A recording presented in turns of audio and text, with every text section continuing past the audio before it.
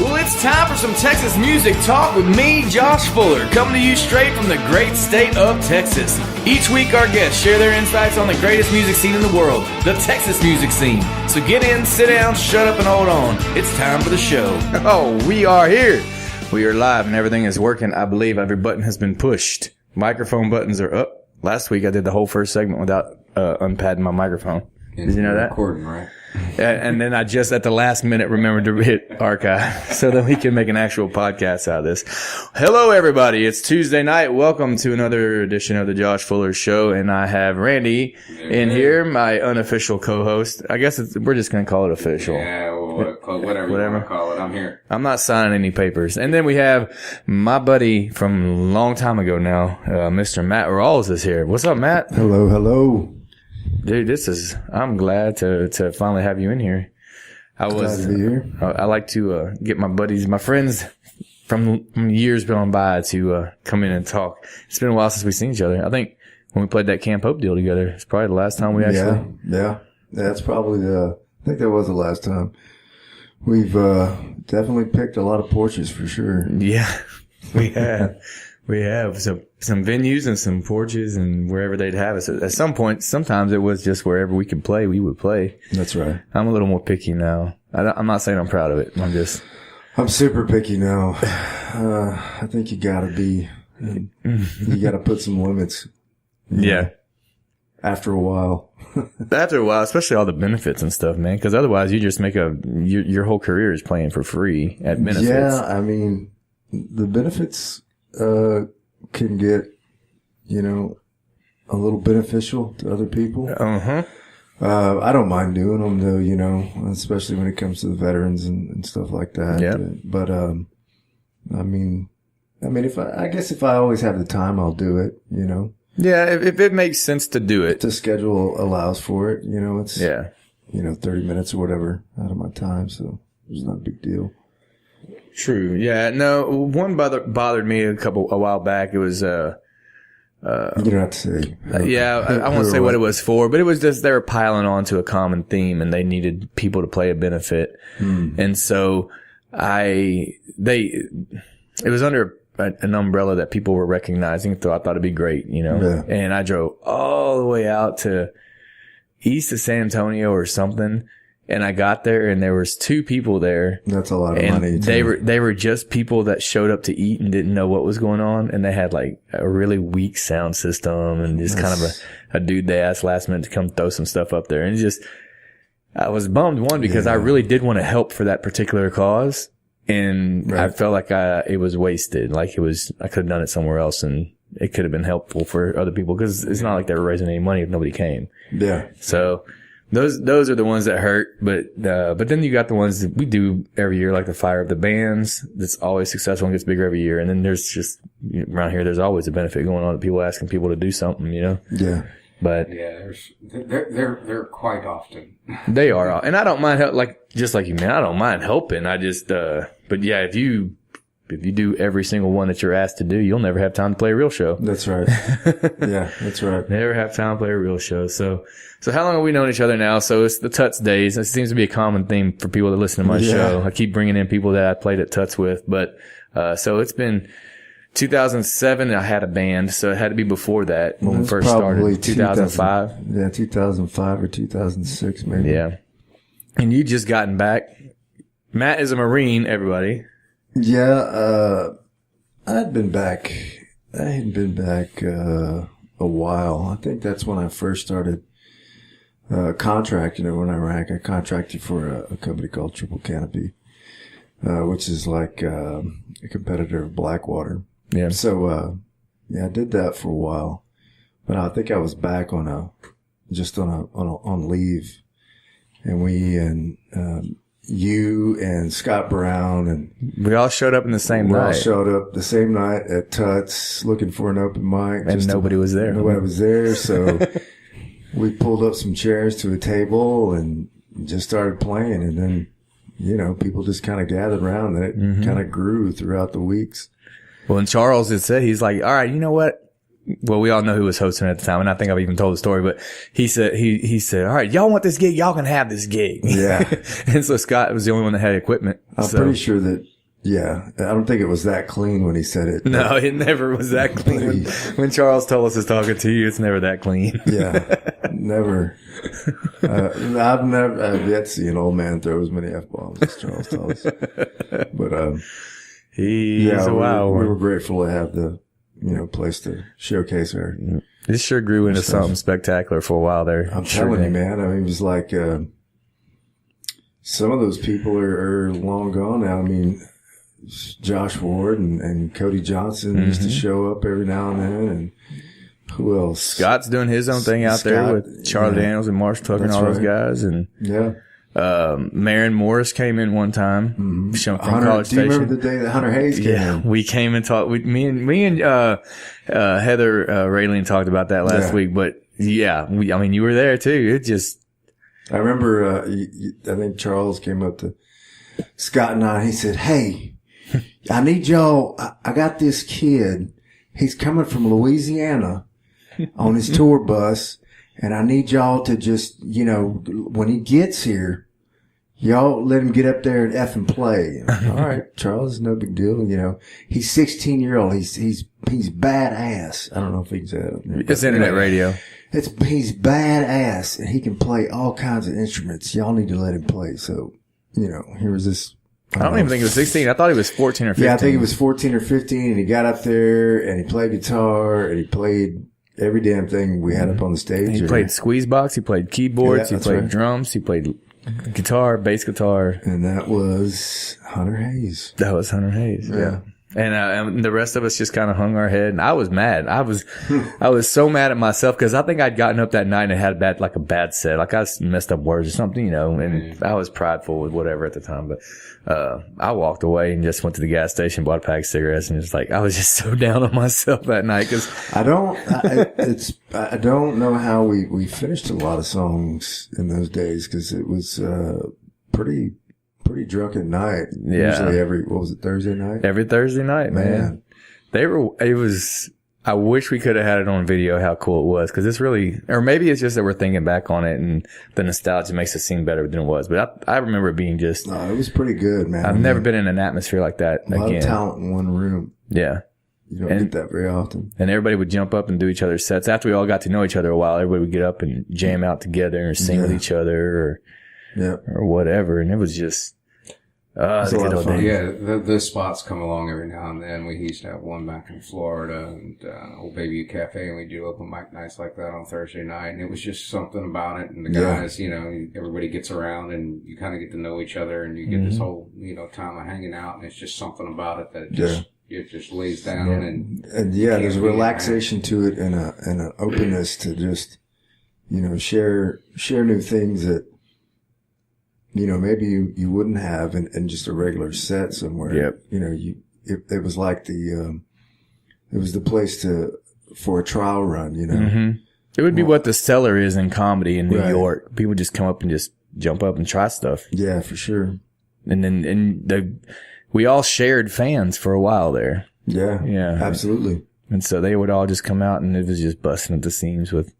It was busting at the seams with talent, but it was busting at the seams with people that liked music too. Yeah, really wanted to listen. Yeah, and Texas music was just hot right there. It's great, man. So great. I keep wanting to recreate that, but I don't think you can. I think it just happens if the universe wants it to happen with the people. I thought about that when I saw your post about playing Pacific. You hosting open mic somewhere? Thursdays. I hope it's open mic Thursdays in Tomball, and yeah. I love the place and I love the venue, but it would never turn into something like that just because it's a wine bar venue. It's a more intimate like date setting. But I wanted to set up something at the Pacific Yard House shows where we start doing that. Yeah. But I don't want to make it an open mic night. I do want to make it kind of like a jam session. Like you don't know who's going to drop in. And so if my buddies drop in, I get them up on stage with them and they play some songs and. Yeah.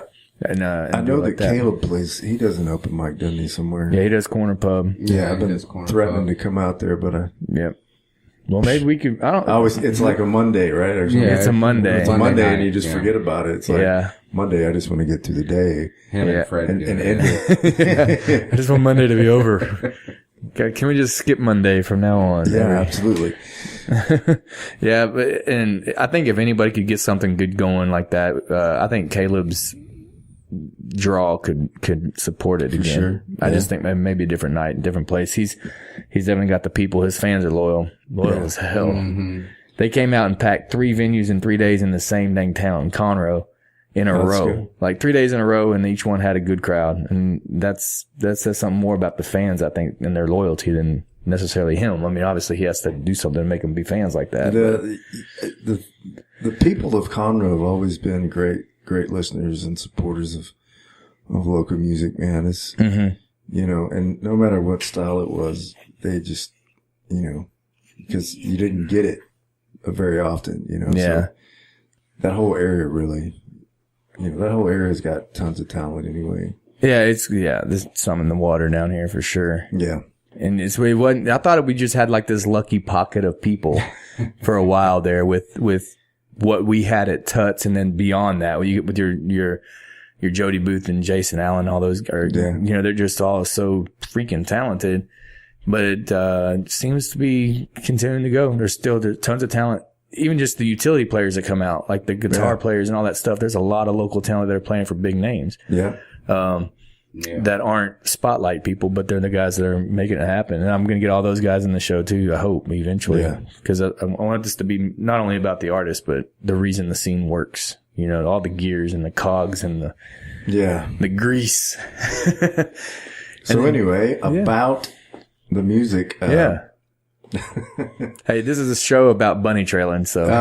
You know, the song you had there on the introduction, Small Town Texas. You know, we can talk about that a little bit. Yeah, let's do that. That's one of the songs that's near and dear to my heart. I've kind of, well, not kind of, I have moved on from that genre, from that style of music, and I guess because I'm into things that are lend more to my voice, and you know, my lyrics. You know, I've got a few country songs in the back pocket that, you know, I might pitch. You've always been the more soulful one of the group. Like when we were doing the thing at Tuts, it was just like once you got it, like when you played Georgia and all that stuff, it's like. Yeah, I like to think so, you know. You know, Wade Tanner's, I still can't figure out how he can get through like a 2-hour show screaming like that. I think he's learned a more finesse, but man, he's, to listen to him now is just, it's so good. You know, it's so, always right on point every time he sings, man. I really enjoy listening to him, you know, and his type of soul is, you know, that's why when we play together, we always, you know, we complement each other well, because he's another one that I've known for, you know, since 15 years. Yeah. And, we're just kind of used to playing with each other. But, the music I'm writing now is more in that Gary Clark Jr. vein. Quaker City Nighthawks is another good group. Black Crows, of course, you know, just along those lines. You know, I never forget where it came from. That's where Small Town Texas came from, was, you know, it's about my hometown, Caldwell, Texas. And, I still play it every now and then. My family never lets me forget it. They always make me, you know, my family, my friends, whenever, you know, I just played it for my brother today. He was like, you know what I want to hear? And I'm like, yeah, I know. So, and I've played like, you know, 6 different versions of it. And, I can never make up my mind which one sounds the best, but, you know, Small Town was, you know, just about growing up in a one-horse town, Small Town, Texas. And, you know, where everybody goes to the football game on Friday night. And, just the scenery that it was, how we grew up, you know, going to, there's nothing to do there except for go someplace else. Right.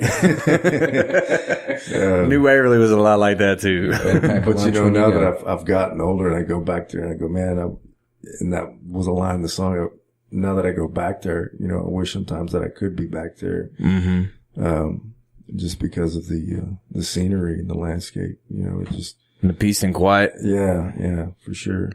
Yeah, I do that with New Waverly, man. I go back into town. I'm just like, man, I don't even feel like I really lived here, but but I know I miss it when I'm not here. Yeah. And I just wish my family could grow up the way I grew up with. Yeah. Things are a lot more slowed down there. Mm-hmm. There's a type of innocence to it.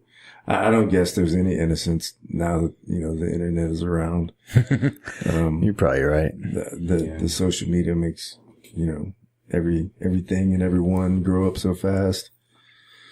So yeah, I mean, my son, my youngest is 8, and there's nothing he doesn't know because it's on YouTube. That's right. If he has a question, he asks YouTube. He doesn't even ask the parents anymore, Yeah, and my daughter's the same way. She's 7. She just got a phone, and I was dead set against it, just because of the creepy people that are out there, and I told her mother, I was totally against it. I didn't think it was such a great idea. I mean, yeah, it has some points to it. You can keep tabs on them, blah, blah, blah. And, I just rebelled. And, then I got a text one day, "I love you, Daddy." And I was like, well, it's not so bad. Yeah, that's kind of cute. Wait till they start FaceTiming. Okay, it gets a little bit better. Yeah. And she calls me, out of the blue. Of course, I was, at a bar watching the UFC fight. And she's like, FaceTiming you. You gotta answer it. She goes like, "What are you doing?" And I'm like, getting drunk watching this guy bust this guy in the head. Anyway. No, so my older son, his grandma gave him a phone, even though we told her, you know, but he, as far as they knew, it was Santa giving them a phone. But so, she passed since then, but my 8-year-old, it was 8 when my oldest son got his. So of course Santa brought my 8-year-old his phone this year. So, and it's the same. Like he FaceTimes me on the school bus and does all that stuff or sends cute little, he's a boy. So it's more like poop emoji, smile, you know. So, that's my daughter too. Yeah, my 7-year-old, she's rough. Not too far, same thing. Yeah. In this day, crazy world, it is kind of nice to know, like if my kid's 20 minutes late from the bus being here, I don't have to call the school. I can just call him and I get an answer. Yeah, absolutely. And then there's the music side of it. They can, experience and listen to all types of music. And I made the playlist for him. Like, I'm sure you did too. So it's just. Yeah, absolutely. And man, I try to turn my daughter on to classic rock but sometimes she's okay with it. Sometimes, a lot of times she's not. She wants Ariana Grande and the rest of them. But, I'm sure that I was the same way growing up. Parents are like, "Hey, listen to this." And you're just like, "What? No, that's terrible." So, anyway, going back to small town Texas, I've kind of moved away from the, I don't want to say Texas country scene, but it's definitely not country, the music I'm making now. It's more along the blues alternative side of things. It's funny because I listened to that CD, with Counterfeit, who's probably the stellar band, Yeah, he had a lot of talent in that band. A lot of talent in that band, and those guys, it was my first band, and they kind of, grew me up, and they would not let you make a mistake. If you hit that big E chord, they would let you know, hey, it was like, what the F, and Brad Cottle, Keith Shahan, on bass, and Bo, of course, on drums, and those guys were just solid players. And they'd been playing, well, at least Brad and Bo had been playing together for a while, so they had that chemistry too. Yeah, absolutely. And, I was just kind of the guy that wrote stuff, that kind of wrote the lyrics and, wrote the progression. But, those guys really made it together, come together, and, you mixed the batter and they baked the cake. That's right. But they brought new ideas, and we recorded all at Brad's house and listened back to it. I just, because I've grown as an artist, and I think of that music as just the past. But I listened to it a while back, and I was like, well, wow, there were some really great lyrics that here. This was actually some pretty good music. as I think as artists, you know, you have a tendency to, you know, put something out and, you know, once you've changed, you look at it, or at least I do. I look at it and I go, man, that was subpar. That was okay. You know? I'm the same way. I look at my first album and I can't stand to hear my own voice. You know, I think as most vocalists do, I can't stand to listen back to me. And very rare am I like, oh yeah, that was really good. But man, I nailed that one. Right. Yeah. I don't think you've ever heard a vocalist say that. But as a songwriter, you will say, wow, that's a solid line. I'm glad I put that in there. Yeah. As a songwriter, as a lyricist, I will say, you know, man, that was, yeah. I find myself drawn more to my old stuff going, that was my best line. Oh wait, no, that was my best line. But I'm never like, that's the best I've ever sounded. It's the writing that always, you hang your hat on the writing. Yeah, absolutely. For sure. And I consider myself more of a writer than anything. You know, I'm always, just trying to come up with different ways. My pet peeve is using like the same line over, or even like the same couple of words in the same phrase. That has always bothered me. Even when I hear like other songwriters do it, I'm just like, Well, and I always heard it was basic. The first no is don't use cliches. Yeah. But then some of the most popular songs you hear, it's cliche after cliche after cliche. And I'm just going, now you can start a cliche, but end it your own way and stuff like that. Right. But yeah, it's weird because I was just always told that you just never use cliches. That's rule number one, you know? Shit, I'm breaking all kinds of rules. Well, I also had a guy that told me, he said, first you have to know the rules so you know how to break them. Yeah. And then, so I was like, okay, so there's no rules. You know? Right, exactly. And I don't think there is, man. In our scene, there isn't. That's the beautiful thing about our scene. And if you take the country out of Texas music, then just call it Texas music. That's where we are today because you've got such a variety of talent. Randy and I've talked about it. You've got your country guys, you've got your Codys and Joshes and Aaron Watsons, all those. They're country. Yeah, absolutely. But it's not like when we started the whole thing at Tuts, Texas country was it. Everybody was a Texas country band. And you had a few of your Reckless Kellys and all those guys out there, kind of more of a Southern rock vein, but they were still, but now it seems like Stoney was, Stoney was bluesy. Yeah. And he got bluesier as time went on, but he still kind of was walking a little narrow line at first when he started. Yeah, but then now you got your Whiskey Myers and all that. You got your Southern rock and you got, I think you don't have as much blues yet as it could be. No. But you definitely had the Southern rock vein going more than you had the country vein going. More blues than you think. A lot of these, Gary Clark Jr. Not necessarily recorded, but when they play live, right in the scene, you got Folk Family Revival and all that, and even Caleb. I mean, they're doing a whole lot of good hard blues. You're right. I should specify on the radio scene, you don't necessarily hear it. You don't necessarily see it. Now, you know, I mean, I don't know if it's commercially viable, but man, it is. If people are coming to venues to see that, you need to be played. It should be played because people aren't going to venues to see much at all. Yeah. To get people out of their house now and stop listening to or watching their smart TVs or all that stuff and to actually come to a venue. Yeah. Is getting harder and harder. So if you have a band that can do that, whatever that sound is, should be. I've never understood why radio does not play what the people that are going to see people play. But that's just me. I'm sure that money has something to do with it. A whole bunch of it. It has a whole bunch. But then you have the argument of, you know, well, the people that a lot of people complain about that their music, if they're selling out stadiums, why is that? Is it just because that radio is only giving them that as a choice, mainstream radio, or is it because that's what people want to hear? And that's the debate. Because I really don't know the answer to that because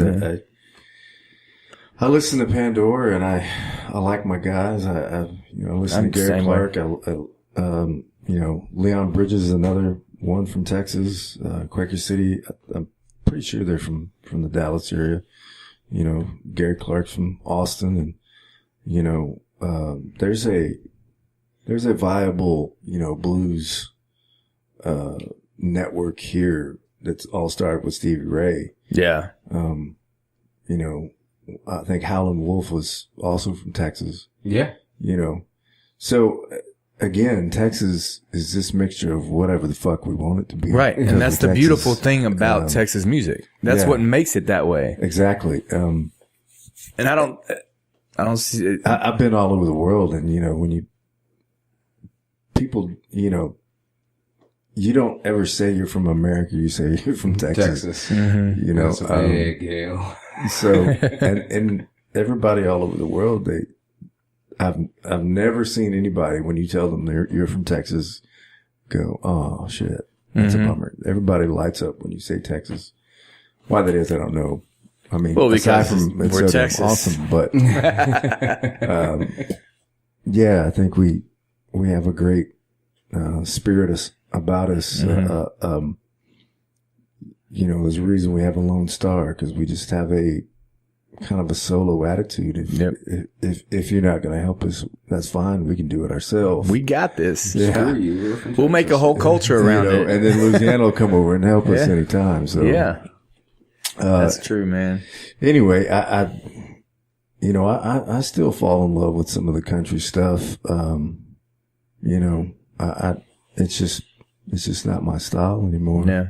And like we were talking, man, when I have the most fun performing nowadays, it's when I'm doing a cover of something that I wish I could write. Yeah. And so the more I'm doing that, though, the more I've written a couple that way now, because now I'm starting to feel it, I guess. But if you don't feel it, what's the point of performing it, right? That's exactly right. So that's what I'm trying to do, is get back to my roots too, so I can understand completely your position of you've evolved. Yeah.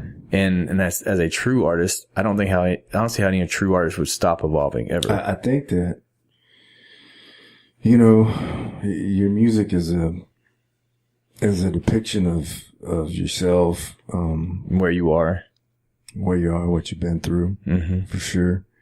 And, it kind of tells people that, you're not alone. You're not the only one that's, going through some shit, or, lost your job, or, your marriage has failed, or, lost a loved one, or been through a war, whatever the case may be. There's somebody that can always identify with it. Or on the other side is, I'm having a goddamn great day, Yeah. I want you to have one too. Yeah. And you know what I'm saying? You've been there, right? Yeah. Absolutely. So. What kind of song is SoCal? SoCal is a running away song. I've probably written a couple like that, but like, it's about a person who's running away from love, and there's no reason to. This person that they are with, or, getting to know, has everything you're looking for in a partner, but, to avoid the risk of getting hurt, they're going to get the hell out of there. All right. And every time, Well, I say we take a listen to it. Yeah, come on with it. Take a break.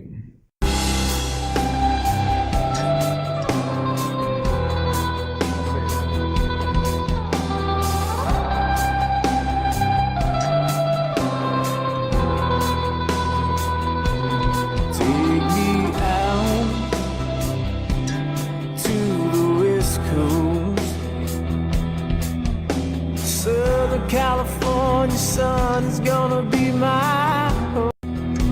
Forgetting my past, I'm shaking my goals.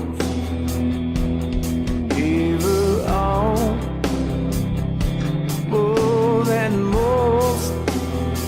So I don't know why I run from a good thing. Oh, and I can try, but staying ain't in me. No time for goodbye. So run away quick.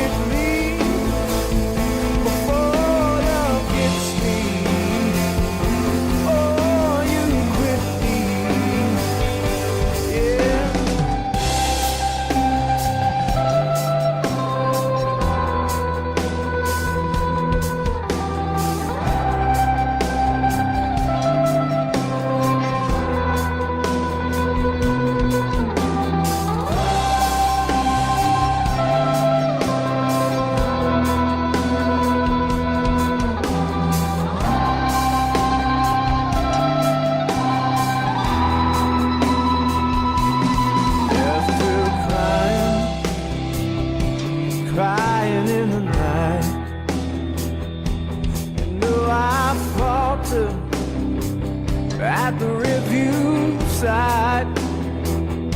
I struggle, but I won that battle inside.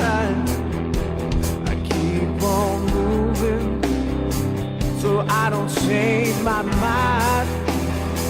So I don't know why I run from a good thing.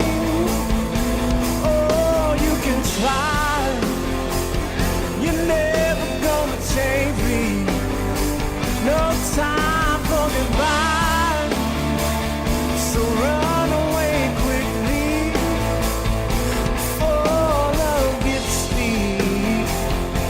Oh, you quit me, yeah, yeah.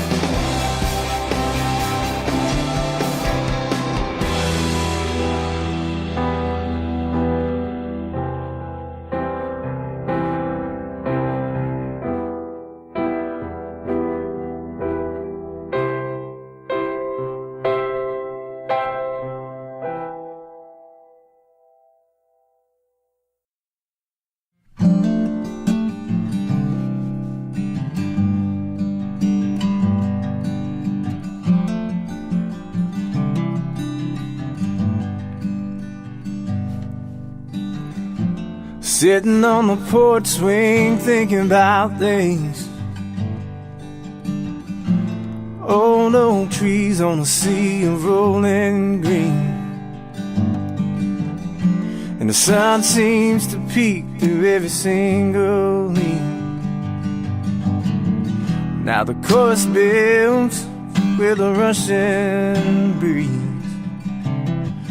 My heart helps to keep the beat. The whole scene seems to speak to me, and I think it says y'all. I like the glow from a firefly, the sound of the river rolling by, good song playing in the night, and her eyes looking deep into mine. Coming home on the 4th of July, the ones I love by my side. There ain't nothing, oh, there ain't nothing like summertime.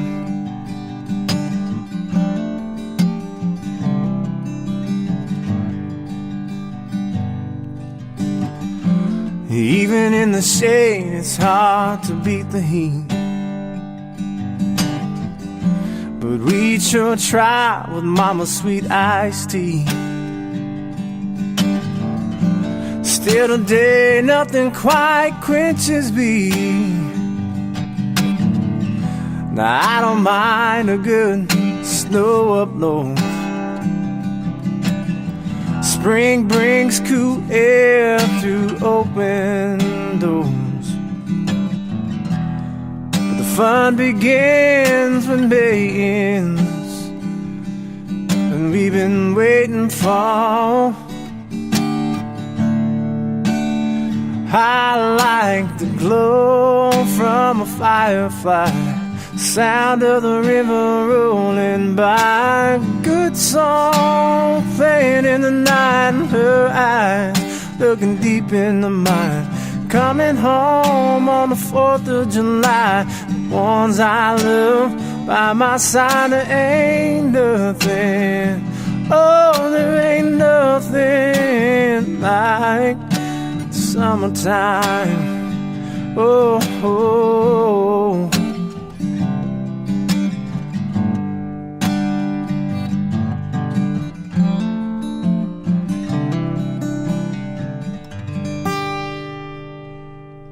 There's really nothing like summertime.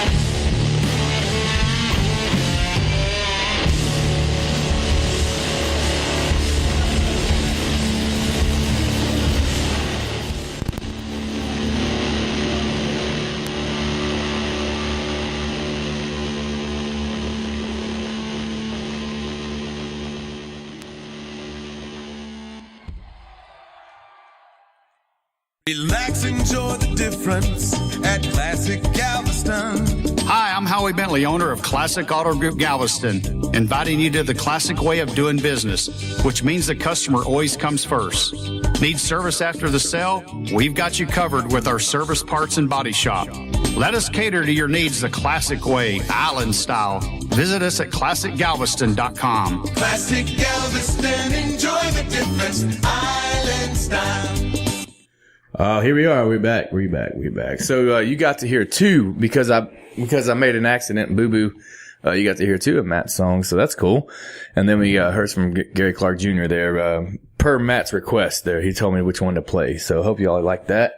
Yeah. And, we've refilled our drinks, except Matt. He's half camel. He don't need drinks, he said.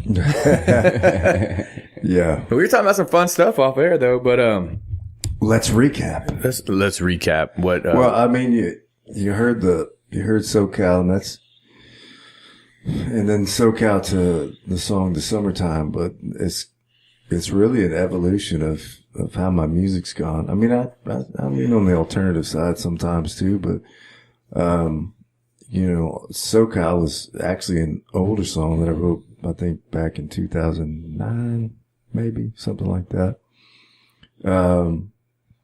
And then, The Summertime, which, believe it or not, I wrote a long, long time ago. I started it with actually, when I was with Counterfeit, it was actually me and Bo. Mm-hmm. I was playing that first little riff, and Bo just put some drums down like Bo does. Yeah, so he's pretty good at that. And, finished up Summertime, but Summertime is going to be, the second, single that I released this year. It's just acoustic. It's never had a full production to it. And, Summertime is a little bit how I grew up and just the things that we usually do, in Texas for the most part during the summertime, like going to the river and, summertime is always just a big, to do for everybody around here. Right. And just the accumulation of those things put together in one song. It talks about, coming home on the 4th of July. Well, it was when I came back from the war. It was about July, but it was like June 28th. It was around the same time as July 4th. Remember, the next holiday was July 4th, and the whole family got together, of course. And it was, 4th of July, I'd never forget. So we put it together, and, anyway, that's kind of how the song came out, but you can tell there's more of that blues, influence in the Summertime. But, it's funny because I was saying, before, when I wrote that song, I'd always play it, and it was okay. And then, we were opening for, Pat Green, I guess a couple of years ago. And, the people, it was a pretty good crowd, and the people were kind of back off stage, and, we started that song, and like, the first, verse that I sang, gave me goosebumps for the first time. I think that was the first time we played it live, and I was like, whoa, shit, this is a pretty damn good song, I guess. Right. As simple as it is, I think it's one everybody can relate to. I think that, it's a fun, it's a good feeling song, Anyway, I'm pretty excited to see what it's gonna look like. Are you doing it through the Texas regional scene, or are you doing a different kind of release? How are you going to release it? The first single I'm releasing on Spotify and Pandora, and I guess iTunes. I don't really know. Like a digital release. Yeah, I don't really know how it works, and I throw my money at somebody, and they take it, and they go, "All right, we'll take it from here." Click, and oh wow! Hope for the best. Do I need to send you a disc? I made 1,000 copies. No, we don't use discs anymore. What is a disc? What is a disc? Yeah. Well, that's pretty awesome, man. And I was going to say that, SoCal is kind of one that you put on and just drive to. And if you have something that is prescribed to you that you smoke, I would probably suggest, smoking that and cruising on down the road. It's just got a kind of highway feel to it. Highway. Going nowhere. Yeah, no pun intended. But yeah, that's another one that, it's kind of an old song for me, but I still like to listen to. You can get off the highway and get on the stoned path. That's right. That's right. That's cool, man. I get excited when guys like you and some people I've known for a while start being able to get some good presence out there. I don't want to say exposure. That's a totally different thing. But the presence is what's important. It's get yourself on the legit outlets so people can really hear you and really see you. And then, of course, full production. It's just, it feels good, man. That second album I had, whenever I wrote a bunch of songs, and I thought, man, these are lyrically the best I've done. Mm-hmm. And in my head, I could hear something when I was writing them. Right. And then when I went, I didn't use my band for the second recording. I did for the first. But I wrote the song so fast, there was no chance for them to evolve with the band like the first album did. Mm-hmm. But when I got there, they're all such professionals, man. The second they started playing it, and I'm having to lay down scratch vocals for it, and I'm going, holy this sounds just like it was supposed to sound in my head. Yeah. And now I got to sing words for something when I really just want to listen. Yeah. I mean, what the hell? That Summertime song was, believe it or not, one take, and it was like the first time I played the damn thing. And, because you know how it is in the studio, time is money. And, we did it over there at Stormy's, and, I laid it down, and, Lyndon was at the board, and he was like, yeah, I think we got it. And I was like, yeah, I think you're right. That's it. Amazingly. Usually you want to take one more take just to no, we get no. Go. Yeah, now I've done it enough times now that I learned to, like, even now with this single that we're going to release, I learned to listen to the vocals and shots and go, yep, nope, yep, nope. Mm-hmm. And then you narrow it down to like 2 tracks of vocals, and you go, let me hear the first one, second one. Yep, nope. Number 2 it is. All right, good. Go. I don't want to hear it ever again. Ever again. Yep. Yeah. We're done. The rest is on the listener. And even a lot of producers will not send you a bounce of vocals because they don't want the drama that comes with it. Right. My vocal sound. Well, no, that's how you sound. I said this word wrong, or, Yeah, you can definitely nitpick yourself to death on that. I have a friend of mine, and I'm not going to say her name, but she was in the studio forever, and they were just about done. And she just went in one day to the studio, and she's like, you know what? We're just going to start over. And just started.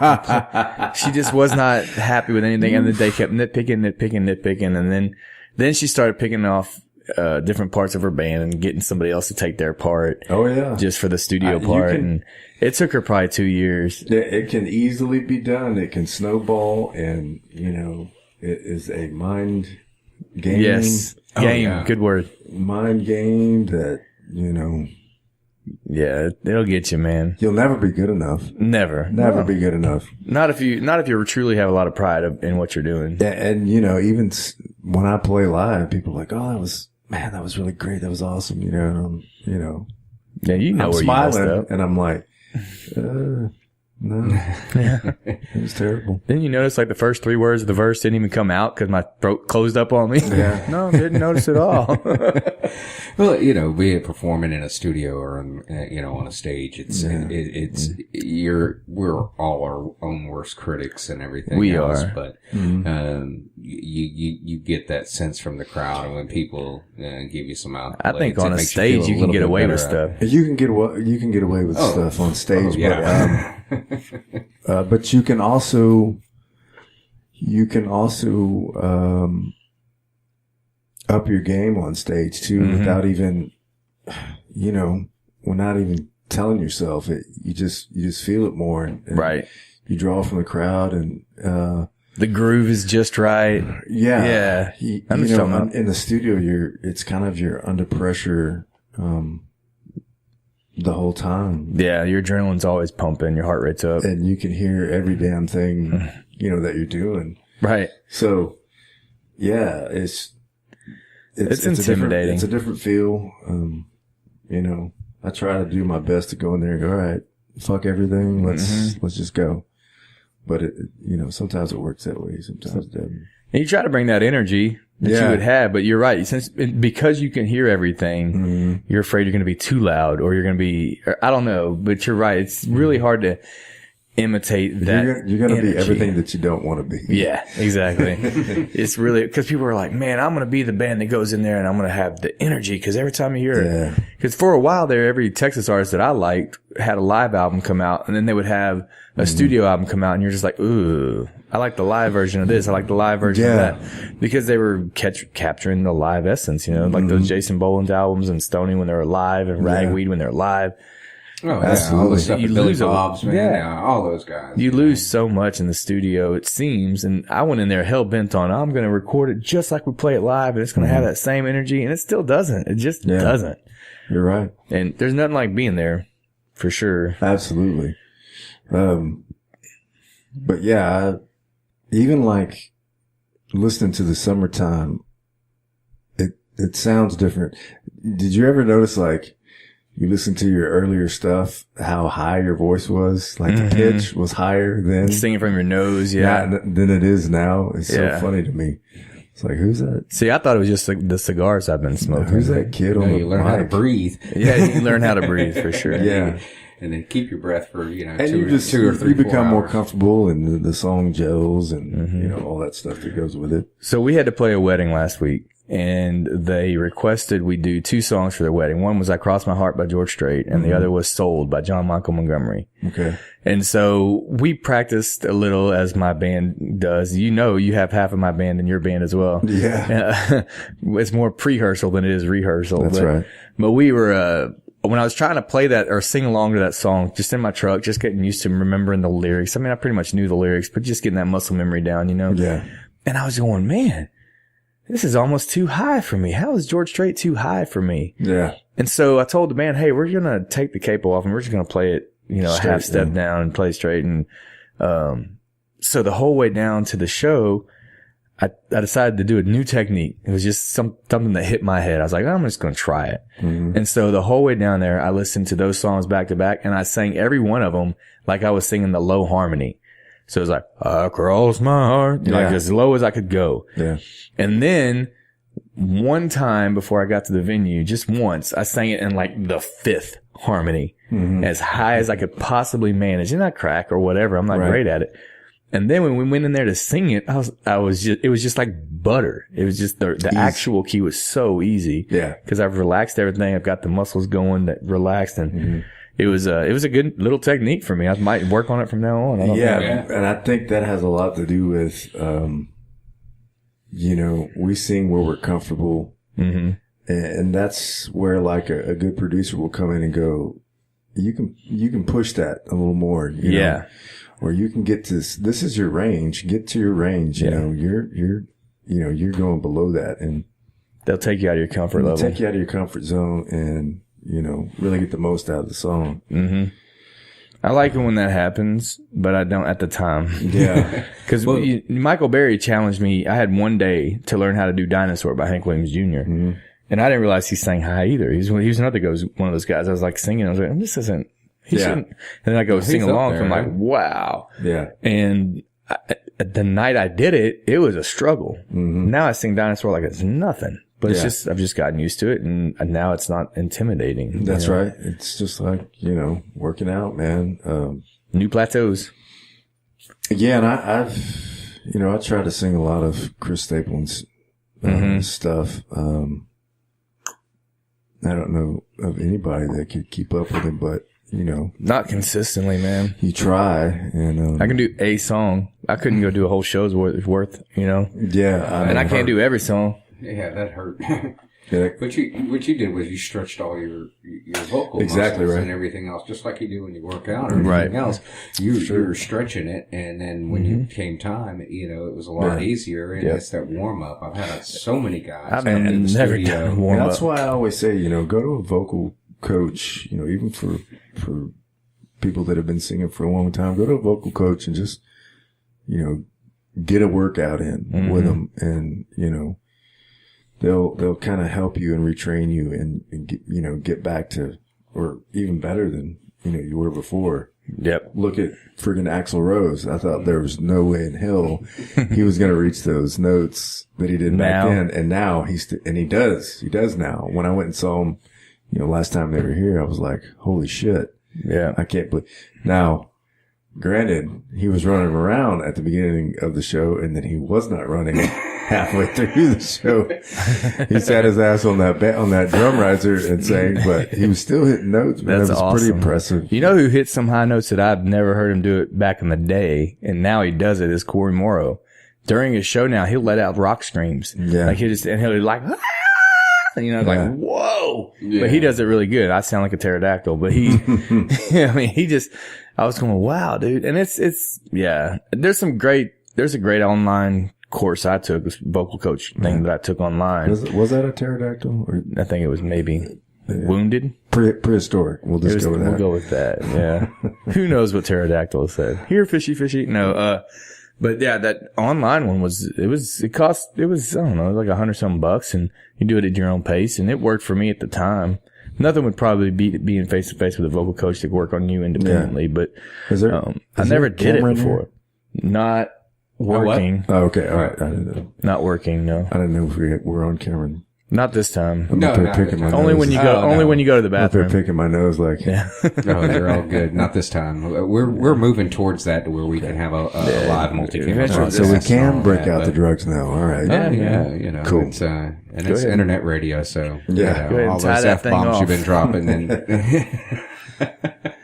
Yeah, no, it's pretty loose, man. I guess I should just throw out there that you're listening to KTXF. I hadn't even said where we are. We just got jumped right into the show.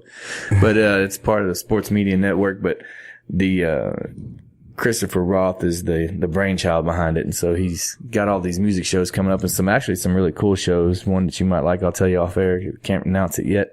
I got you. But, they got the sports shows, and it's not just your typical sports.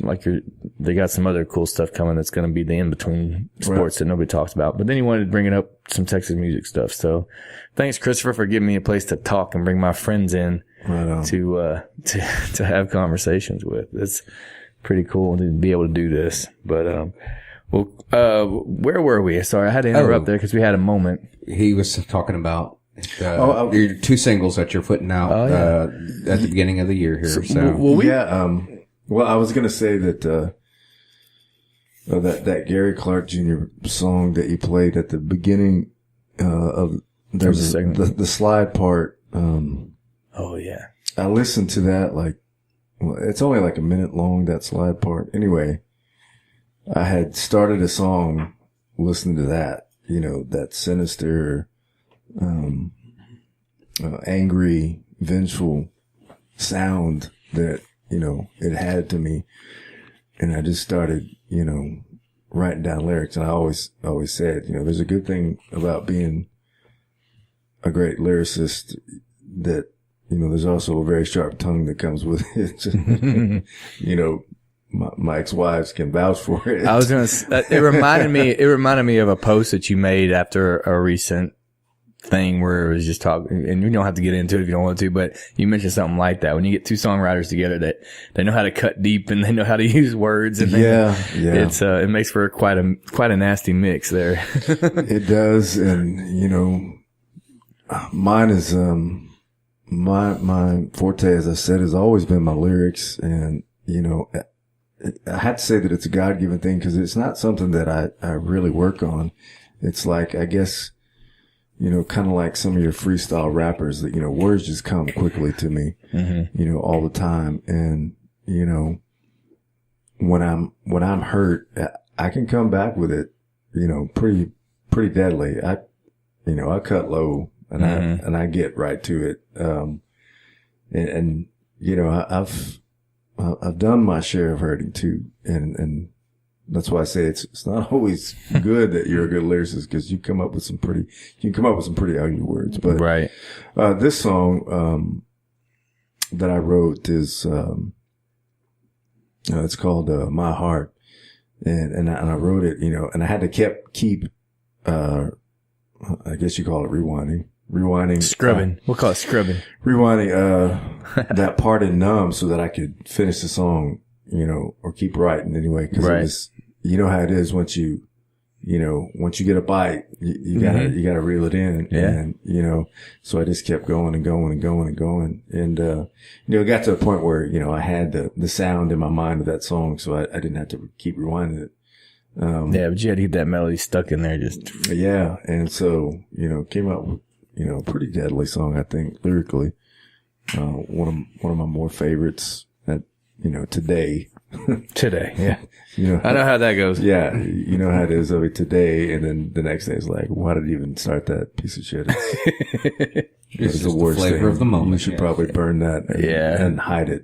Yeah. No, I've got a couple of songs that I think that I wrote and I thought, man, that's clever as hell. And then I listened to it again. And I'm going, nobody else was in my head at the time. So they're not going to be able to understand. Well, I fill in the blanks or. I played with, Wade Tanner and Brian Rowe, on Sunday. They had me up to do acoustic thing and, Wade and I, I always want to hear, something he wrote and he's the same way. Well, he pulls out, I want to hear one-liners. And I'm like, oh yeah. Mm-hmm. And one-liners was a song that I wrote, back in the day with Counterfeit about all the one-liners that guys use to pick up girls in the bars. It was just a bunch of these one-liners in one song. And, anyway, so I played it, or what I think was how it was supposed to be played, because for some reason it didn't sound right to me, but I made it work. And even Wade, when I started, I think he was a little confused because I was like, well, I think this is how it goes. But I mean, I know I had the chord progression, but as far as the order of them, I don't know. But it sounded okay. Nobody was none the wiser. Well, I was trying to pull a quick one and find that song, and you really just gotten rid of all that. That stuff, was one you wanted to. I think that was one that you wanted to record. And I said, yeah, go shoot. Go for it. Yeah. And then I was like, can I do a small town? You're like, nope, that one's mine. No. That one's special. That one has a golden lock. Looking back now, it would have made no sense because I have my song that's in the same vein. It's talking about my hometown and all that stuff.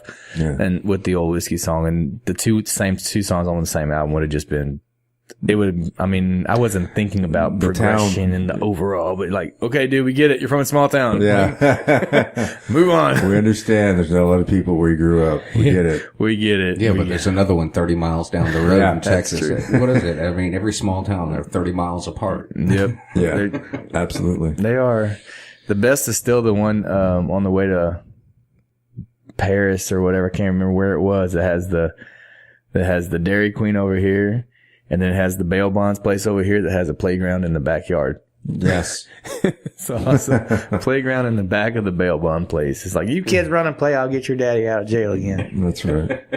And the bus stops over there too. Yeah, the bus stop, everything. Well, I grew up, I called New Waverly home because I was closer to it, but I was right in the middle of Huntsville and New Waverly. So we had the Greyhound bus station. Usually it was just full of people that just got out of prison. Because everybody get out of prison and go to the bus station. And so anytime you had to ride the bus from Huntsville, you're going, okay. Yeah. As a kid, it was scary. I think I had to ride the bus down. I tried to go into the Navy, and I had to go down to MEPS one time on a bus, I think. And it was like, this is scary as hell. But not as scary as I guess as it would have been if I'd have made it. But luckily I'm deaf in one ear, so.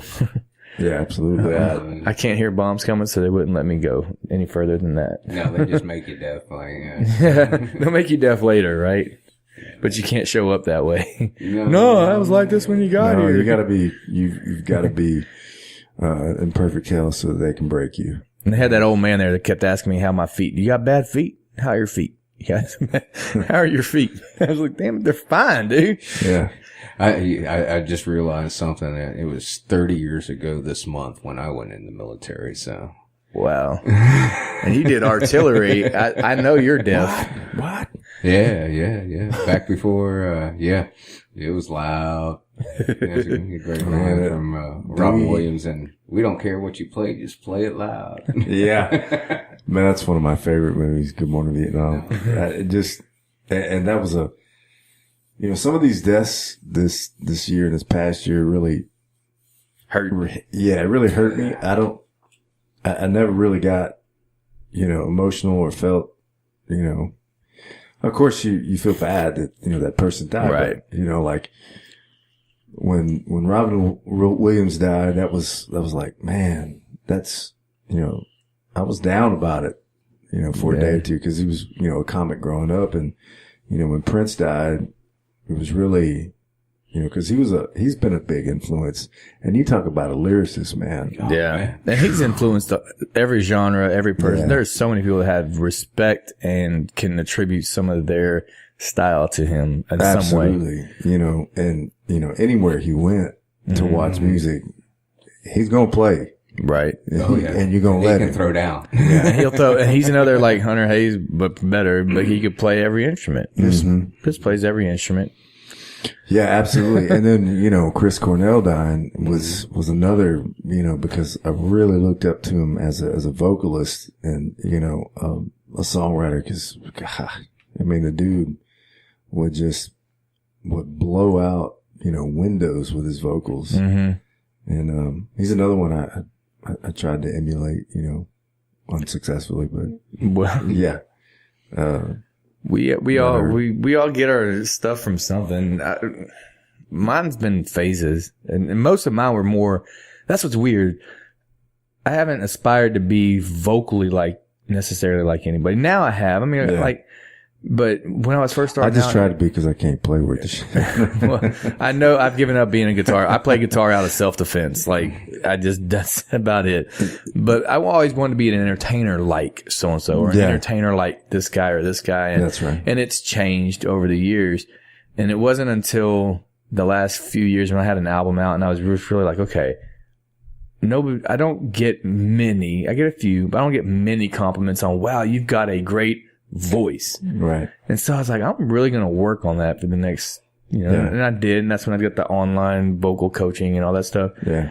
And then the compliments came in more and more. And it was just like, you know what? Yes, I want to be a better vocalist instead of, I was like a songwriter first, an entertainer second, and a vocalist third, and a guitar player if I had to be. At the very bottom. Right. Yeah. So, but now, and so, yeah, I really admire like Chris Stapleton's voice and what he's doing, but that's not necessarily. I still haven't found that guy. Like, who am I? Who can I look at and go, I'm not stopping until I've reached that. Yeah, I haven't found that one yet, but I'm definitely turned on by a lot, like Warren Haynes and just all those guys. They've got it, and I want to be like that, but I haven't figured out if that's where my stopping point would be. Yeah. You got one. You got one that's just like, okay, if I can be that. Man, I can't. That's the thing. There's just not just one. Right. It's culmination. There's just guys that you want to hope to get close to, and that's that was Cornell, and that was Stapleton, that was who else? Easy over there, Randy. Squeaky chair. I can't. Stevie Wonder was. Oh yeah. Martin Sexton was a great vocalist, or is a great vocalist. And what's funny is that you see a lot of popular artists now that will thank guys like Martin Sexton, in their thank yous in their records, which is crazy. He was just a guy, and why he was never successful, I guess he was just a guy that would never conform, Yeah, could be. money wise, and that's. I've learned that's kind of the answer to a lot of questions. That's right. Yeah, and man, there's a lot of people that a lot of vocalists, Well, I think we should take a quick break and then come back and let you play some live music. For the first time ever on the Josh Fuller Show on the Blue Couch, we're going to have someone play live music. For sure, yeah. And play somebody that's been around our scene for a long time, and he's finally got some recognition, Mr. Sundance Head here. And then we'll come back and play a little bit, or let Matt play a little bit of live music for y'all.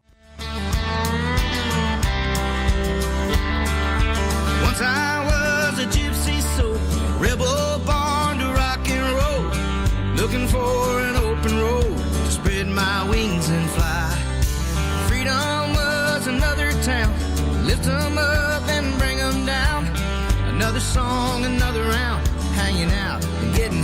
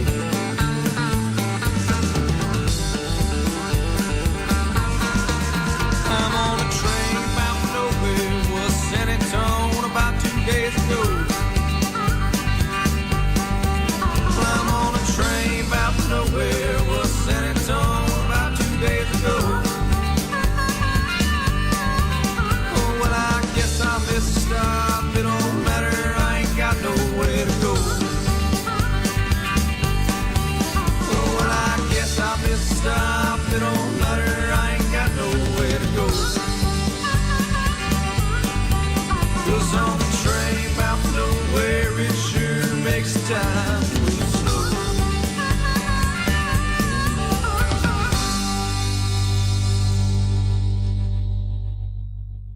Classic Galveston.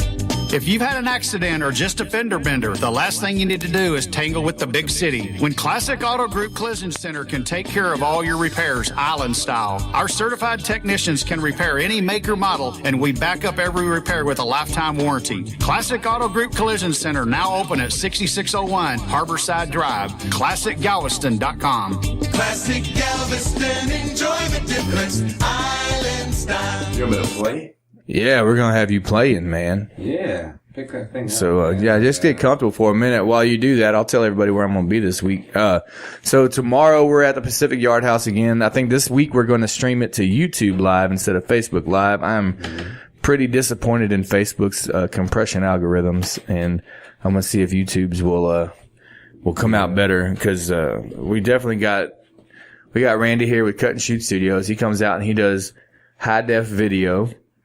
And we got a straight feed from the soundboard, and that's all good stuff. So there's no reason for it to sound crappy or look terrible. And unfortunately, with the compression we've been getting on Facebook, it seems like it's been horrible. It's been terrible. It's a wasted opportunity. So we're gonna try YouTube, and we'll see how it goes. And I mean, a little bit of that is connections and stuff like that, and you know, the uplink or how busy the network is at the, you know, venue and stuff. You know, there's some things that are, you know, part of that, but it should still be just a whole lot better than it is. Right. Yeah, I agree. It's because we're having some really good shows. Last week with Heather Raylene was terrific.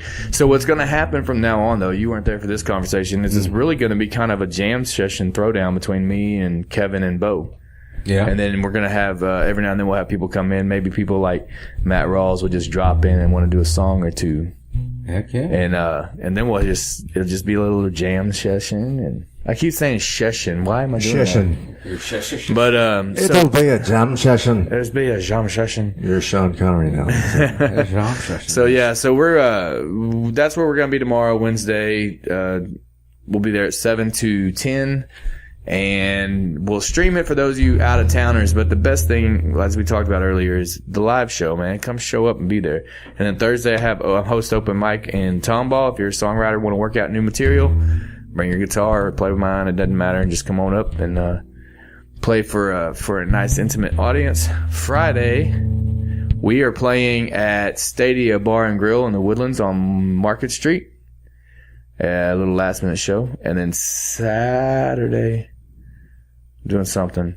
I have to look it up. I can't remember now, but I'm definitely doing a Wednesday, Thursday, Friday for sure. And then I don't know what I've got Saturday. You got anything coming up soon, Matt? No. I'm kind of just a vagabond playing right now. I mean, we're working on getting some shows together, some pretty worthwhile stuff, but why we aren't doing them together, since we're using half the same band? I don't know why. Just well, I mean, I haven't flip a coin, see which one of us pay them out of our cut. Many full band shows. I just, anybody that wants me, because here's the thing, I've got a pile of original music, and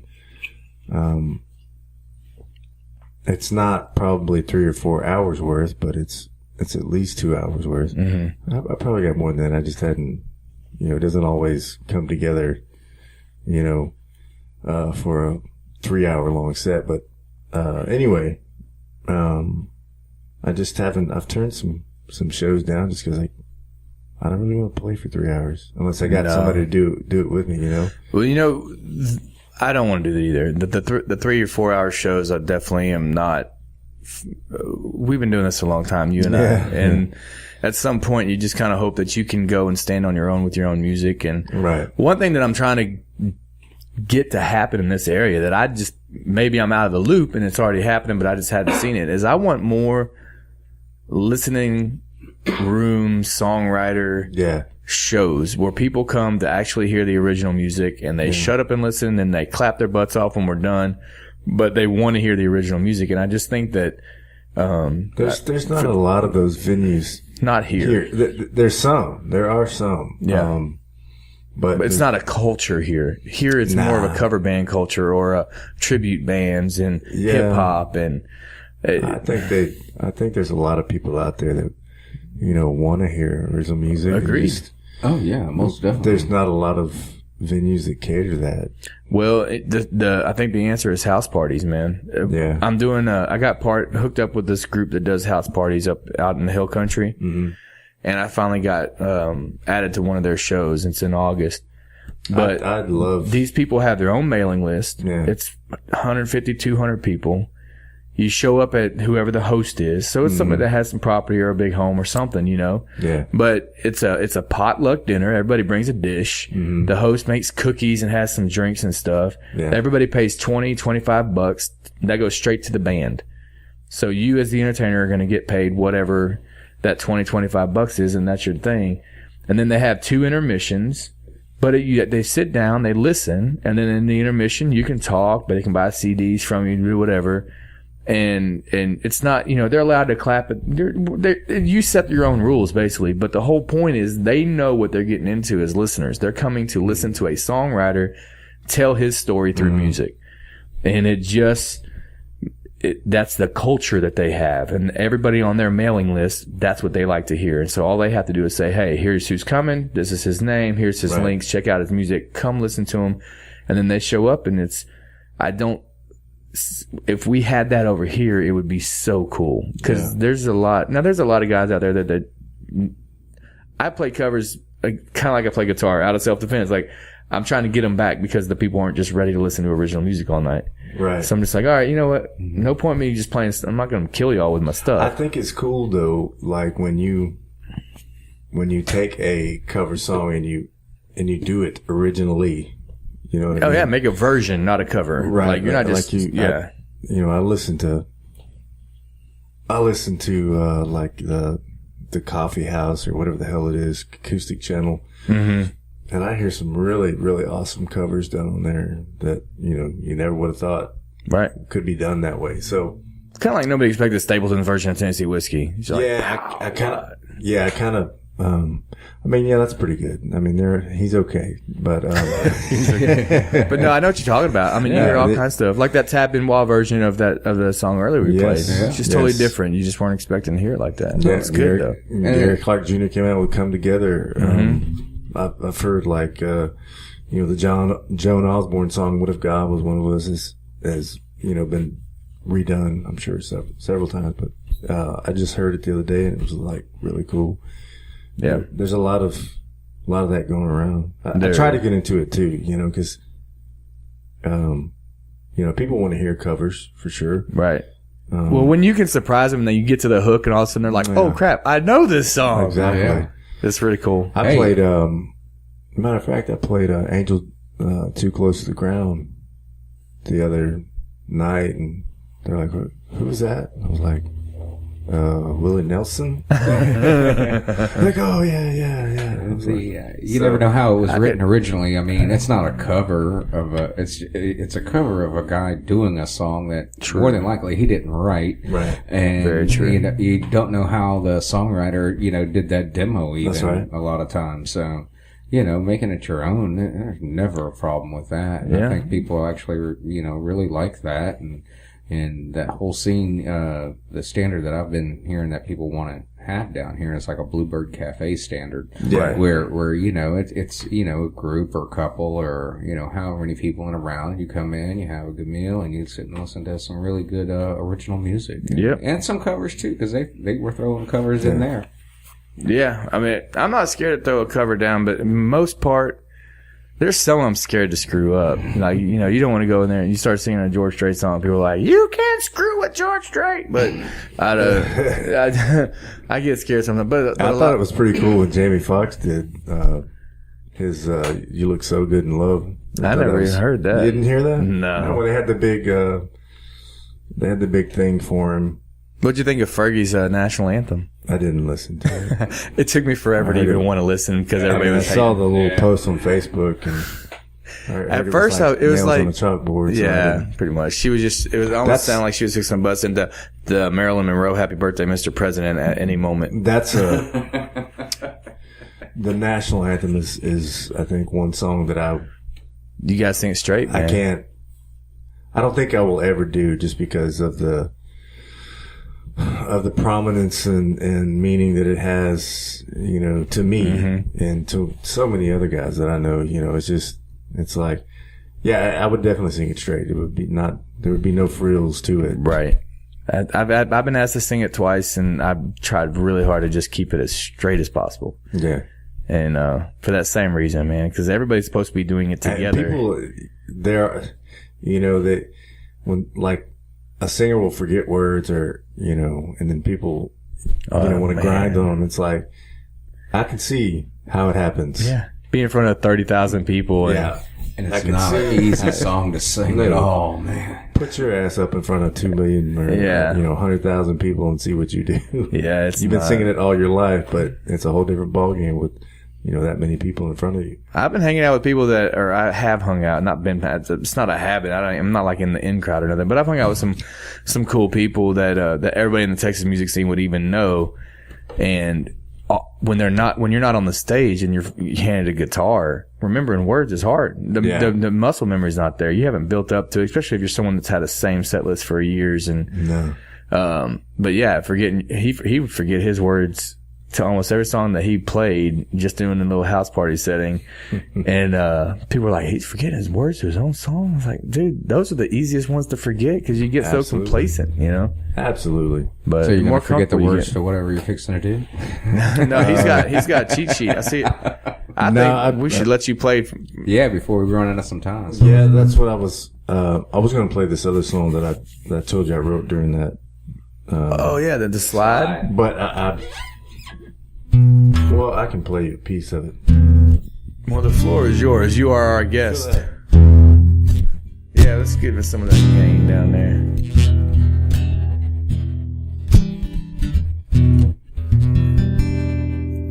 Sounds crystal clear, doesn't it?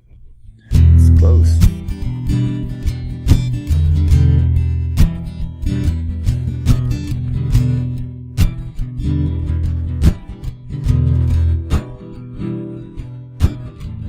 My heart is gone like a deep hole in the ground,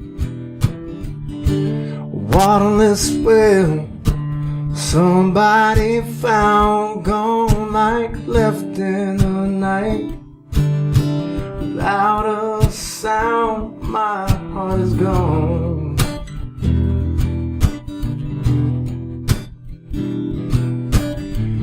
My heart is blank like sight at the bottom of the sea, burn black like the pictures of we. I'm being burned like a California tree. My heart is black.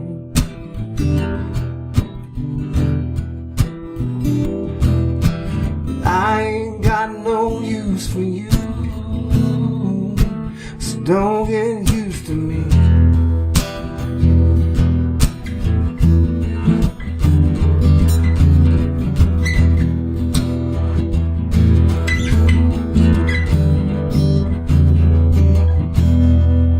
Anyway, that's just a piece of it, but all right. Gosh, man. Hey, crank your gain on your guitar down just a touch for that. Those pops. Pop, pop, pop, pop. There you go. That's better. Yeah.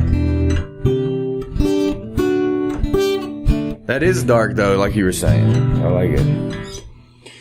They can't all be songs about puppies and unicorns. I mean, they most definitely are never. But anyway, I figured that, we should probably get to the single. Yeah, man. Before we run out of time. This is a song called American Dream, and it revolves primarily around a stripper and a drug dealer, because they are just a means to an end. This song kind of came about because I went to a butt naked with some friends on Jensen Drive. I don't know if you know where Jensen Drive is, but it's a tough hood. Anyway, you know, you go in there and you see, you know, women that were maybe could have been models at one time, but, you know, due to whatever, probably not. I don't think anybody ever aspires to be like a stripper or, you know, in the adult entertainment industry. It just kind of happens, you know. And so it's kind of sad in one sense, but also determination in another that, you know, I know there's girls out there paying for their college or whatever the hell, or maybe they're a single mom and they're just trying to, you know, provide for their child. But, and the same thing goes with the drug dealer, you know, they're hustling any way that they can because, I mean, I know guys that have paid for albums on dealing drugs. Mm-hmm. So I know some bands that deal drugs in the green room, but I'm not saying their names. That's right. And, you know, and I played with some of those bands, but,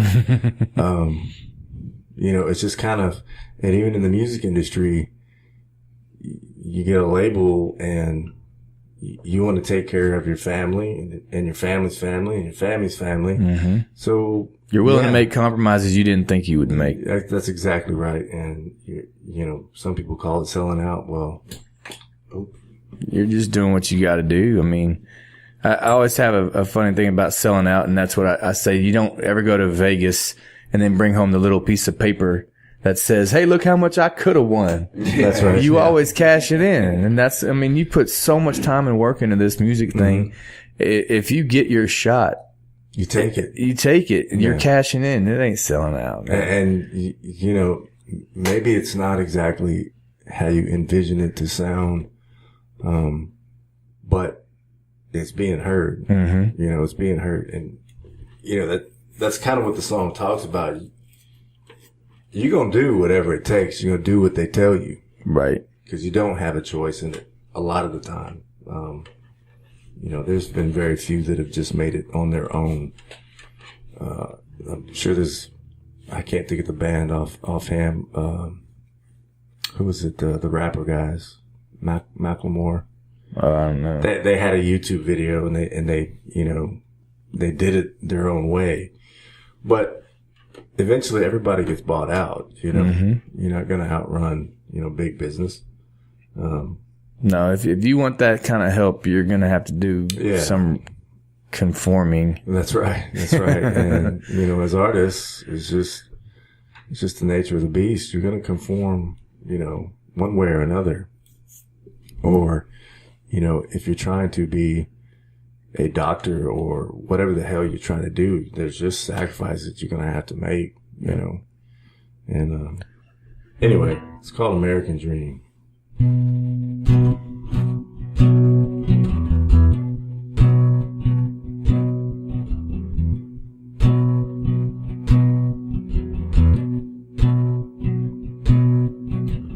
Keep on moving, baby. Get them dollars, lady. Touch the floor and shake it. Make them love you naked. Money around you, baby.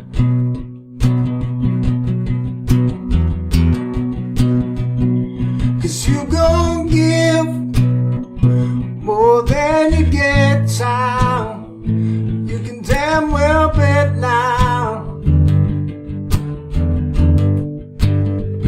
If it ain't the money, then it's gonna be the fame. That'll bring you to your knees if you can live with the shame.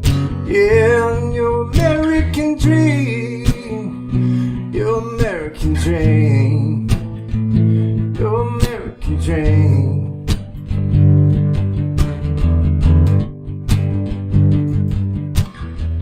I can see the devil in your eyes, child. Finger on the trigger with a gold smile. Heaven and have mercy, never been your style. Everybody got you on speed dial. Who's the king of the motherfucking block now?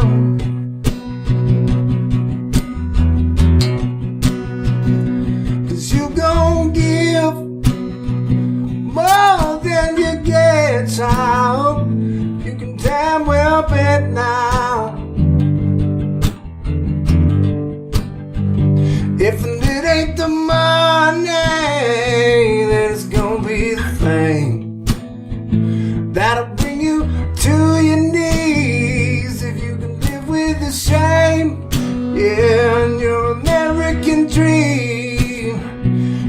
American dream, your American dream. 'Cause you gon' give more than you get, how you can damn well bet now. If it ain't the money, then it's gonna be the fame that'll bring you to your knees. If you can live with the same, yeah, and your American dream, your American dream, just a goddamn dream. It'll take everything, yeah, American dream, American dream, American dream.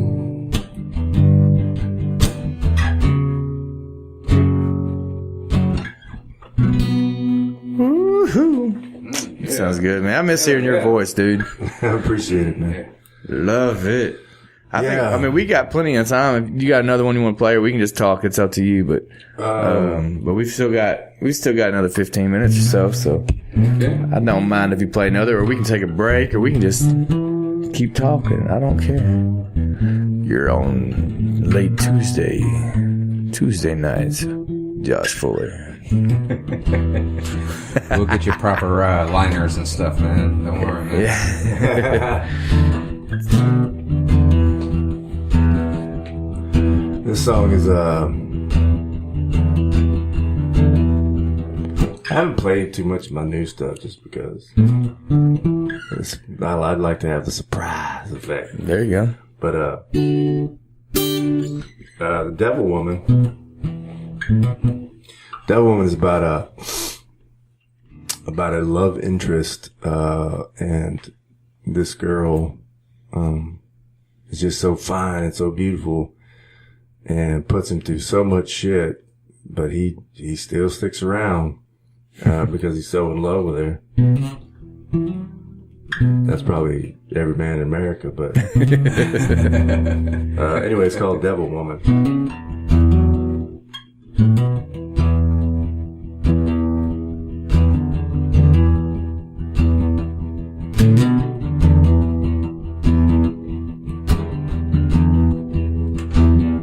Want you to burn me, baby, yeah, make it sting. Then you walk away like it ain't no thing. 'Cause I fall every time for the hell you bring, devil woman. Let me go down, devil woman. Put on the show now, yeah, devil woman.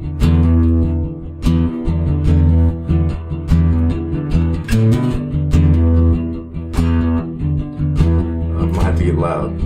Alright. I don't know, I can't turn away. I'm that schoolboy, always shows up late. So teach me, mama, show me them evil ways, devil woman. Let me go down, devil woman. Put on a show now, yeah, devil woman. Yeah, devil woman.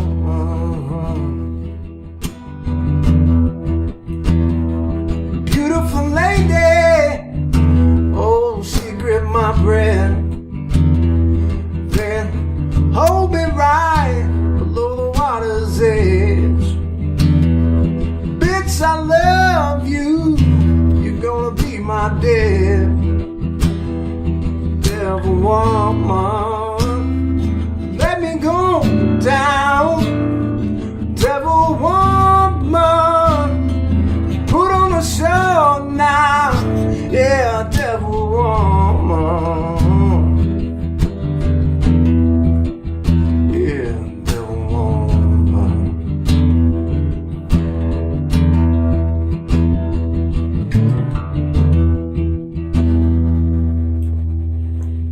Nice. Very Very nice. nice, man. Appreciate it. Thank you. Anyway, that's kind of the stuff I'm writing now. I got it.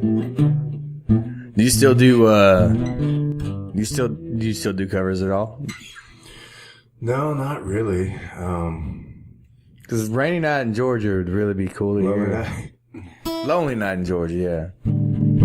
I don't know if you still do that or not, but every now and then.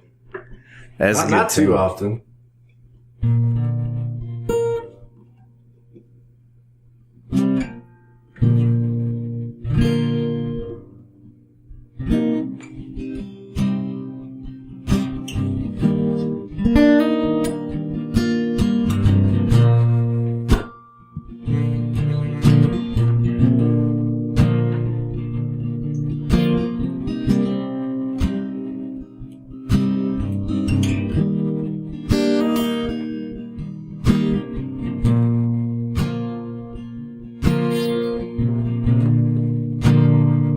Stoplights turn in the skyline. My mind turns to you. 200 miles behind, off to this roadside dive, wondering how this cup of coke is gonna see me through. This has been our story, same sad song, ever since the day you came along. I'm a lonely night in Georgia, and everything I do reminds me of being with you. Yeah. It's a lonely night, but I'll be alright, 'cause I'm coming on home, coming on home to you. Coming on home to you.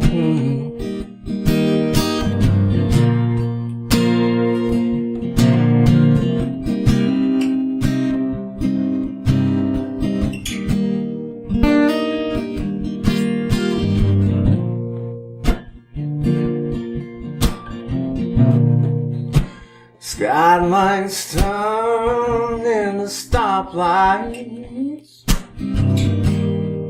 Another town, another crowd.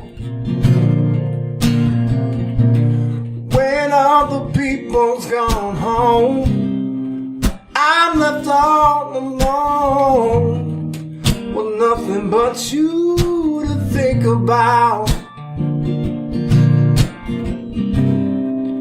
This has been our story. I know you've heard it all before, 'cause every time I come home, you know I'm right back out that door. It's a lonely night in Georgia, and everything I do reminds me of being with you.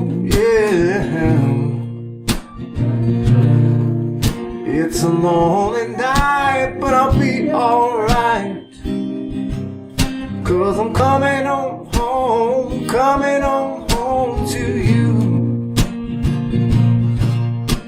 The warmth of your... Oh, that's not it. Anyway. Oh, it was good, though. It's alright, I was able to get 30 seconds put on Instagram for you. I haven't played that song in forever. Man, I love that song, dude. I didn't even know that song existed until I met you. Alright, I'll give you one more. Yeah. This one's called Only Fools.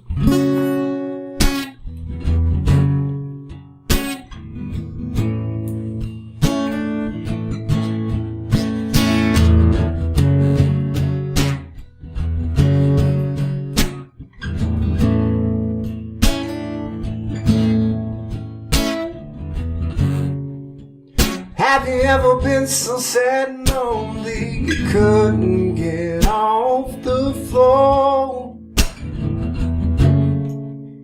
'Cause your love was leaving. You couldn't stop it going out the door. No, the devil was a friend of mine. After all, I gave her my soul. Well, it's all the same. It's a part of the game. That's why I tell you, only fools fall in love. Only fools don't know what it does.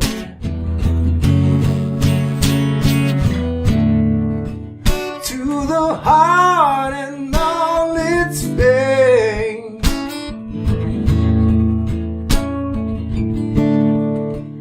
Oh, you'll never be the same.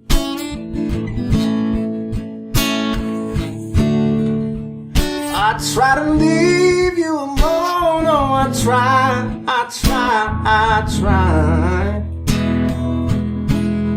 But I'll be your fool to the day I die.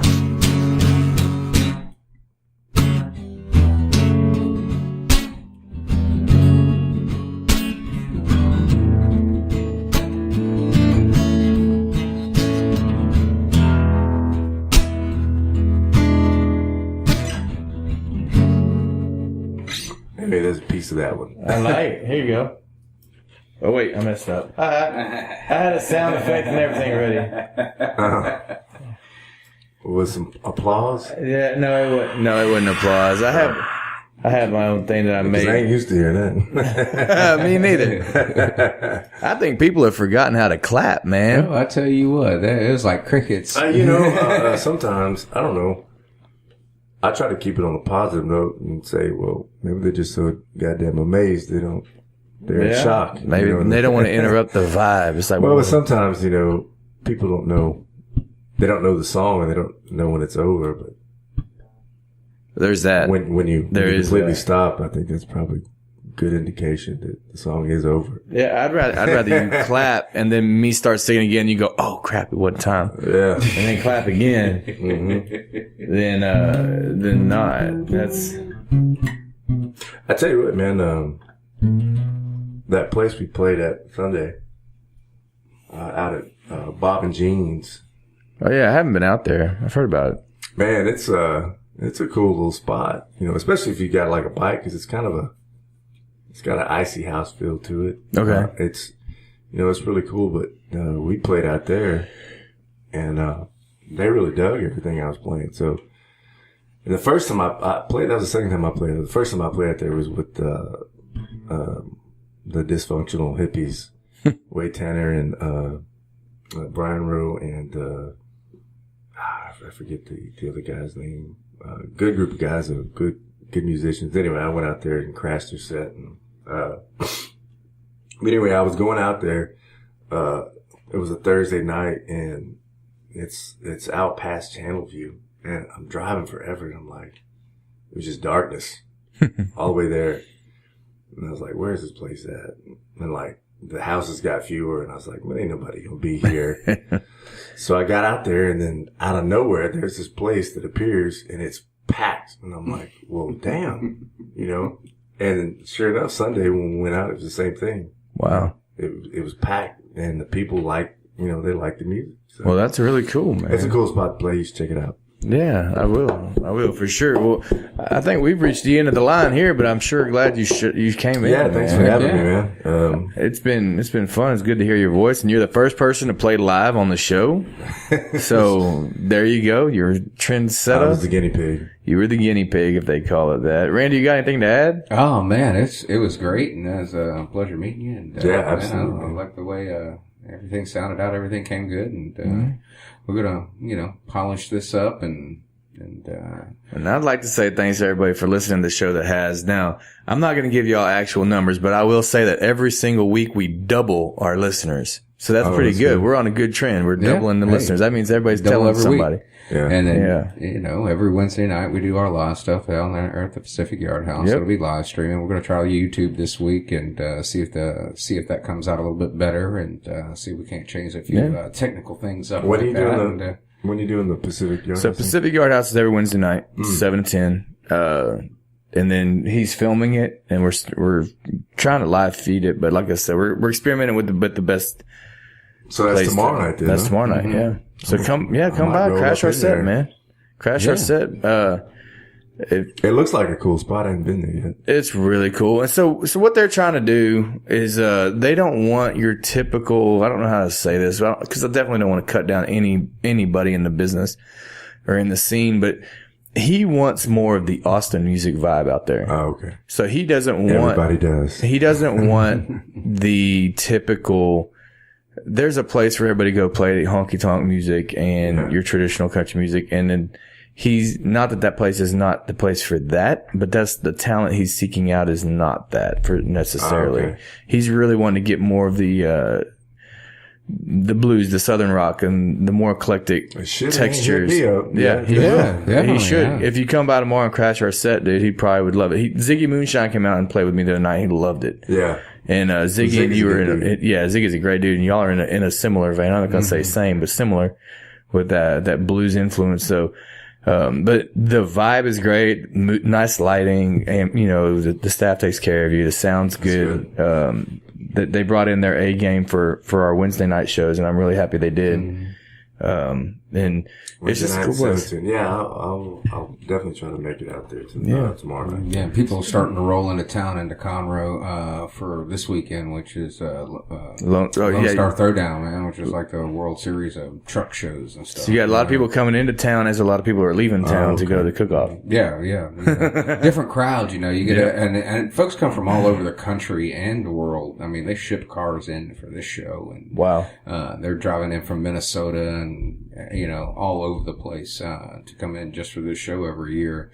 There's going to be a lot of guys from television, you know, from Discovery Channel and all of that are going to be in town, and you know, all those guys will be here. So sweet, you know, lots of big companies that do music and have musicians. So before we get out of here, you have to tell people where they can find you and become. I mean, you can find me on Facebook, you know, Matt Rawls, MatTRAWLS. And you can find me on Instagram too. Don't ask Matt Rawls Music. Yeah, Matt Rawls Music. Twitter's same way. Yeah, look out for that. I'm never on Twitter because I don't understand it, but I'm on Instagram. And then, you know, look out for me on Spotify and Pandora and, you know, wherever you can hear music pretty much. Cool. Well, man, we're going to put this on a podcast and we're going to send it out to the world. So you never know, where you're going to get it. Yeah. And, I know that there's a lot of overseas people that listen to the KTXF station. And they definitely listen to the podcast. So everybody check out Matt Rawls and, Matt Rawls Music when you can. And, he's a really good dude. He deserves all your support. And for the rest of us, I guess we're going to say goodbye, but it's going to be a gap. And I hate that there's a gap, but unfortunately, that's just how things have to work. But thanks everybody for tuning in. We will see y'all next week. Damn, that's pretty good. Bye, y'all.